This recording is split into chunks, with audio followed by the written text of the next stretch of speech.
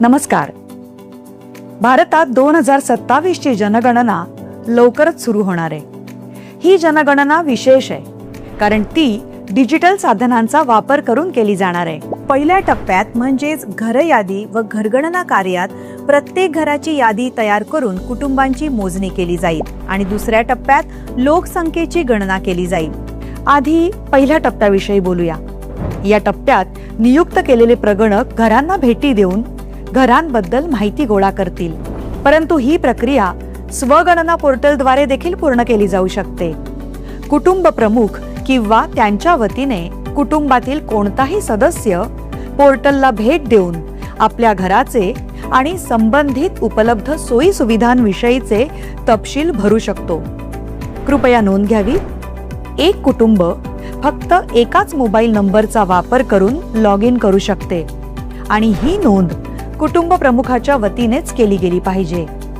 एकदा मोबाईल नंबरची स्वगणनेसाठी नोंदणी झाल्यावर तो नंबर दुसऱ्या कुटुंबासाठी वापरता येणार नाही. कुटुंब प्रमुखाचं नाव बदलता येणार नाही. लोकांनी स्वगणना केल्यास गणना प्रक्रिया अधिक सोपी आणि जलद होईल. हा याचा मुख्य फायदा आहे. स्वगणना ही एक विशेष सुविधा आहे.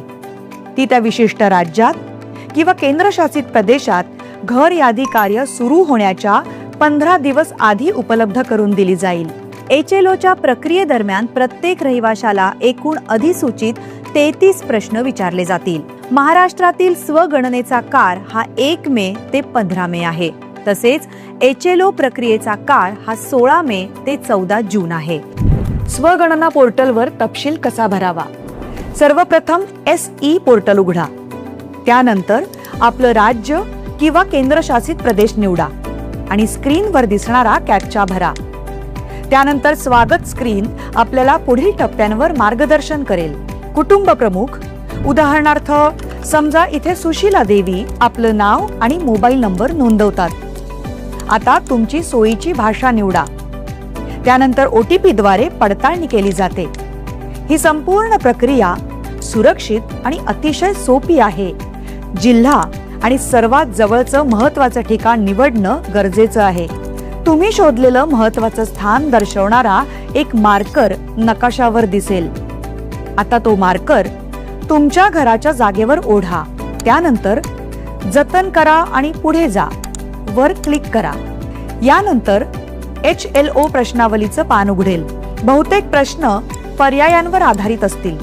नावं लिहिण्यासाठी एक ध्वनी उच्चारण आणि आभासी कीबोर्ड देखील असेल.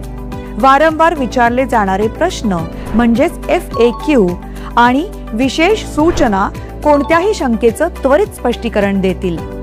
जर कोणताही प्रश्न किंवा माहिती अपूर्ण राहिली असेल तर तांत्रिकदृष्ट्या तुम्हाला लगेच सूचित केलं जाईल. सर्व तपशील भरल्यानंतर ते काळजीपूर्वक तपासून बघावेत. आवश्यक वाटल्यास तुम्ही त्यात सुधारणा करू शकता. तपशील जतन करा किंवा शेवटी सबमिट करा. सबमिशन झाल्यानंतर H ने सुरू होणारा 11 अंकी SEID म्हणजेच स्वगणना क्रमांक स्क्रीनवर दिसेल. तो तुम्हाला SMS द्वारे सुद्धा मिळेल. जेव्हा प्रगणक तुमच्या घरी भेट देतील तेव्हा त्यांना हा SEID क्रमांक दाखवावा.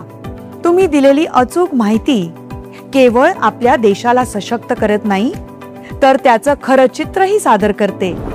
म्हणून सहभागी व्हा आणि आपलं सहकार्य द्या. आपली जनगणना, आपला विकास.